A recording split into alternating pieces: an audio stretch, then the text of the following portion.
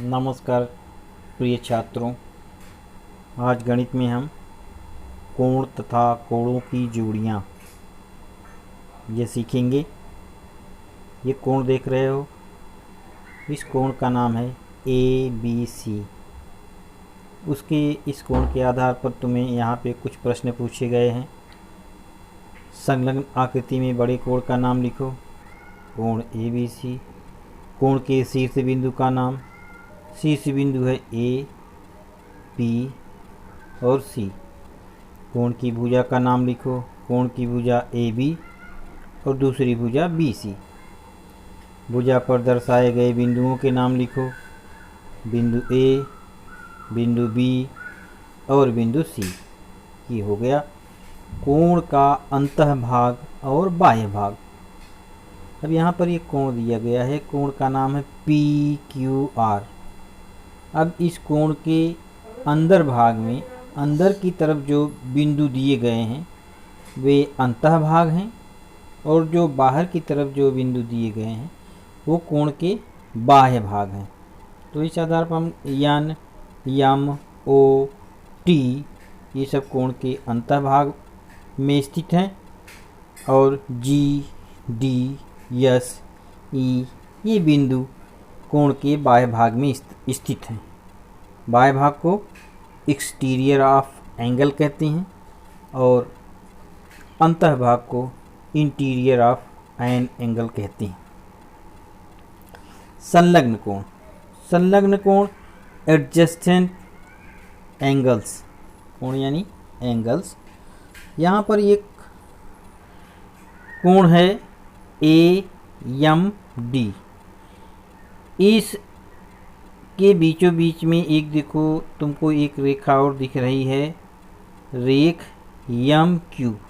तो इस आधार पर यहाँ दो कोण बनते हैं, BMQ और QMD। इन दोनों कोणों की सामान्य भुजा MQ है। तो जब सामान्य भुजा हो, किसी भी कोण की सामान्य भुजा एक ही हो, तो वहाँ पर ऐसे दो कोण जो कि अगल बगल में हों और उसकी सामान्य भुजा एक हो, ऐसे कोणों को संलग्न कोण कहते हैं। जैसे BMQ का संलग्न कोण QMD है। संलग्न कोणों की एक भुजा सामान्य होकर शेष भुजाएं सामान्य भुजा की विपरीत दिशाओं में होती हैं। उनका शीर्ष बिंदु सामान्य होता है। संलग्न कोणों के अंतः भाग अलग अलग होते हैं। इस आकृति में दिखाया गया है ये किरण MB, किरण MB, ये किरण MB है।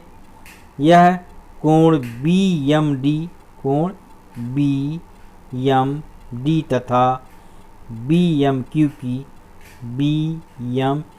की सामान्य भुजा है, परंतु ये संलग्न कोण नहीं है। ये दो कोण BMD और BMQ की सामान्य भुजा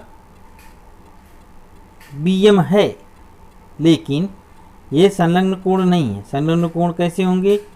BMQ और QMD, इन दोनों की सामान्य भुजा MQ है। अतः ये दोनों कोण एक दूसरे की संलग्न कोण हैं। अब हम यहाँ देखेंगे प्रश्न संग्रह 15। नीचे दी गई आकृति का निरीक्षण करो और कोण AWB के लिए तालिका पूर्ण करो। यह है कोण AWB। अंतः भाग में स्थित बिंदु के नाम, यहाँ पर अंतः भाग में स्थित बिंदुओं का नाम यहाँ लिखना है। बाह्य भाग में ये बिंदु स्थित हैं, बाह्य भाग में स्थित बिंदुओं का नाम लिखो। कोण की भुजाओं पर स्थित बिंदु का नाम, कोण की भुजाओं पर कौन कौन से बिंदु स्थित हैं उनका नाम लिखना है।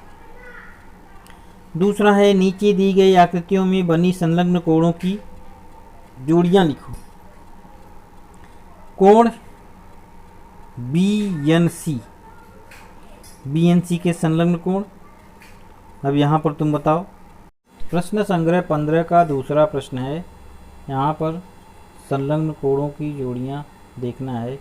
अब संलग्न कोण ए एन बी का संलग्न कोण बी एन सी का संलग्न कोण ए एन सी का संलग्न कोण ए एन बी, यानी परस्पर जो है इनका ये संलग्न कोण हैं ये एक दूसरे के।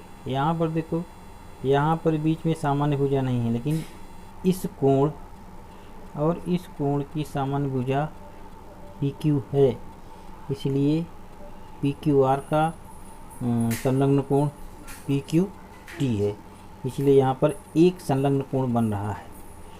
कोणों की निम्नलिखित इसी आधार पे यहाँ पर तुम्हें संलग्न कोणों को देखना है। PMQ RMD इसमें तुमको खोजना है। अब आगे हम देखेंगे कोटि पूरक कोण किसे कहते हैं। अभी कैसे करेंगे, एक समकोण PQR बनाओ। ये PQR कोण है, ये समकोण है। समकोण का माप 90 अंश होता है। उसके अंतर्भाग में बिंदु S लो, कहीं भी अंतर्भाग में बिंदु S लिया और वहाँ से एक किरण QS खींच दिया। कोण PQS तथा SQR के मापों का योग ज्ञात करो। यानी ये PQS और कोण SQR दोनों कोणों का योगफल है 90 अंश। तो जिन दो कोणों के मापों का योगफल 90 अंश होता है, वे कोण एक दूसरे के कोटि पूरक होते हैं। फिर से समझो, PQS का कोटि पूरक कोण SQR और SQR का कोटि पूरक कोण PQS, अर्थात कोटि पूरक कोण वे हैं जिन दो कोणों को जोड़ने पर 90 अंश हों और वे संलग्न भी हों, तो वो आपस में कोटि पूरक कोण कहलाते हैं। यहाँ पे देखो, जिन दो कोणों के मापों का योगफल 90 अंश हो, उन कोणों को एक दूसरे का कोटि पूरक कोण कहते हैं। आगे देखते हैं। आकृति में बड़े कोणों का निरीक्षण करो। 40 अंश 50 अंश कोण ABC। अब ABC तथा PQR के मापों का योग 90 अंश हैं, अतः वे परस्पर कोटि पूरक कोण हैं। तो अगर हमको किसी भी कोण का कोटि पूरक कोण मालूम करना है, तो जो हमको मालूम है इस कोण का माप, उसको 90 में से घटा देंगे, तो घटाने पर हमको जो प्राप्त होगा वो कोटि पूरक कोण होगा। या अब देखेंगे उदाहरण, 70 अंश माप वाले कोटि पूरक कोण का माप कितना होगा। मानो कि दिए गए कोण के कोटि पूरक कोण का माप x, 70 धन x बराबर 90, तो 70 धन x ऋण 70 बराबर 90 ऋण 70, यानी 90 में से 70 को घटा दिया तो x बराबर 20, यानी 70 का कोटि पूरक कितना हो गया, 20 अंश। तो इस तरह से हमें प्रश्न 16 के भी प्रश्न करना है। प्रश्न 15 के बारे में हमने तुम्हें जानकारी दे दी है, और प्रश्न 15 और 16 दोनों प्रश्न हल करके तुम्हें दिखाना है। आज बस इतना ही, धन्यवाद।